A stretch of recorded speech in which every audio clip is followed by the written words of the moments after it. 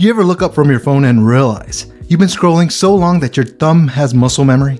Yeah, same. But here's the weird part. Gen Z just said, nah, I'm done, and started buying flip phones, CDs, and those 2006 digital cameras that only take 4 blurry megapixels and a flip of a coin.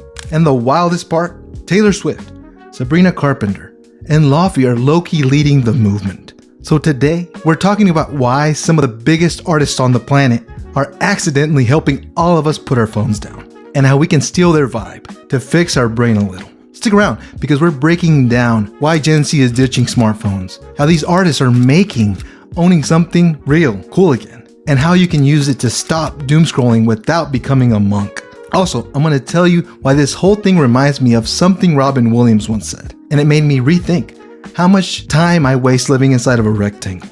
The problem, our phones own us. Our phones aren't just phones anymore. They're tiny casinos, tiny, glowing slot machines. Except instead of winning money, you win anxiety. Robin Williams said, "You're only given a little spark of madness. You must not lose it." And honestly, that spark dies when your entire free time is TikTok scrolls and autoplay videos. It hit me so hard, I almost dropped my phone while I was scrolling for quotes on my phone. Classic. How Taylor, Sabrina, and Laufey are accidentally saving us. So here's what's crazy. Taylor Swift, she keeps dropping physical album editions, vinyl, CDs, special covers, and Swifties buy them like they're oxygen. Not streams, not TikTok snippets, actual hold in your hand stuff. Taylor made it cool to own something real again. Sabrina Carpenter, her fans literally hunt for vinyl variants like they're Pokemon. It forces people to slow down, to collect, to appreciate, to be present, to take one picture instead of 72.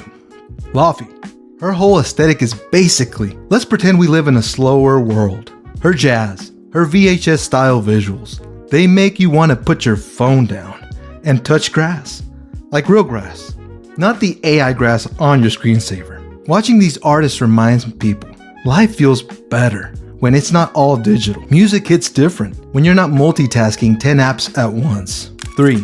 The trend. Gen Z is going old school on purpose. Flip phones are back. CDs are back. Digital cameras from 2004 are back. But why? Because they're slow. Simple. And when life feels too fast, slow becomes a luxury. Rick Rubin, the guy behind everyone's favorite albums, says boredom is a gift. Your phone kills boredom, but it also kills creativity, clarity, and appreciation.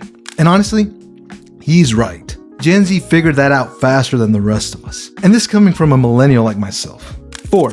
What this means for you. Here's what you can steal from all this. 1. Own something real. A journal, a CD, a camera that doesn't make your face AI pretty. 2. Limit phone use to certain hours. Not perfect, just less. 3.